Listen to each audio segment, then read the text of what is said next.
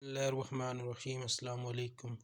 اللہم صلی علی سیدنا و مولانا محمد وبارک وسلم وصلی علیہ۔ رمضان المبارک کے 9ویں روزے کے وظائف۔ بعد از نماز فجر سورۃ توبہ کی آخری 2 آیات 11 مرتبہ پڑھیے۔ بسم اللہ الرحمن الرحیم۔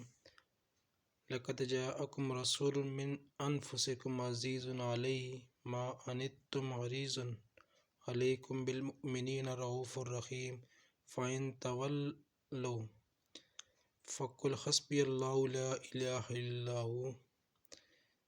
الہ الا هو علیہ توکلت وهو رب العرش العظیم۔ بعد از نماز ظہر اول رکوع سورۃ البقرہ 11 مرتبہ پڑھیے۔ بسم اللہ الرحمن الرحیم۔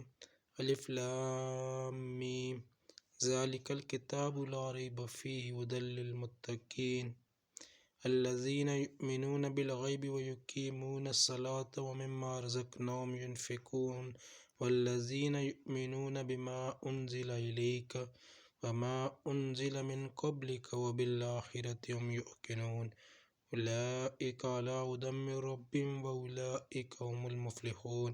ان الذین کفروا سواء علیہم اانذرتہم ام لم تنذرہم لا یؤمنون ختم اللہ علی قلوبہم وعلی سمعہم وعلی ابصارہم غشاوۃ ولہم عذاب عظیم۔ بعد نماز عصر سورۃ آل عمران کی آیت نمبر 26 17 مرتبہ پڑھیے۔ بسم اللہ الرحمن الرحیم۔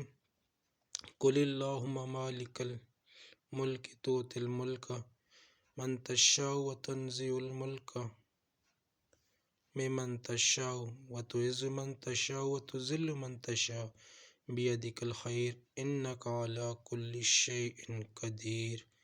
بعد از نماز مغرب سورۃ بقرہ کی آخری 2 آیات 11 مرتبہ پڑھیے۔ بسم اللہ الرحمن الرحیم۔ آمن الرسول بما انزل الیہ من ربہ والمؤمنون كل آمن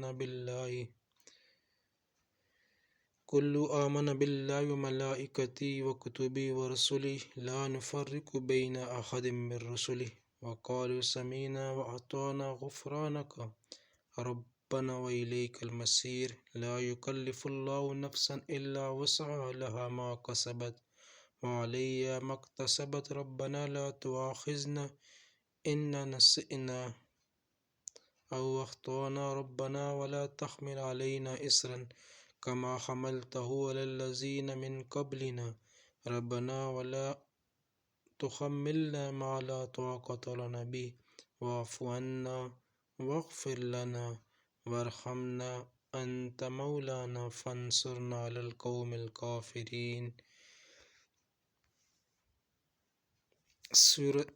صلاۃ الحاجہ۔ بعد از نماز عشاء تراویح کے بعد صلاۃ الحاجت 4 رکعت نفل 1 مرتبہ پڑھیے۔ یہ 4 رکعت نفل نماز قضائے حاجت کی نیت کر کے درج ذیل طریقے سے ادا کریں۔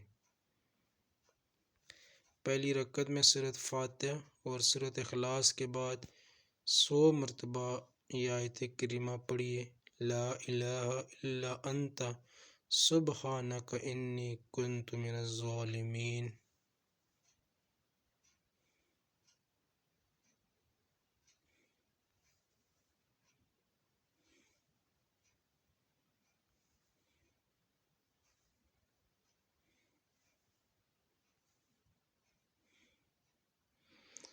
اور چوتھی رکعت میں سورۃ فاتحہ اور سورۃ اخلاص کے بعد 100 مرتبہ یہ آیت پڑھے۔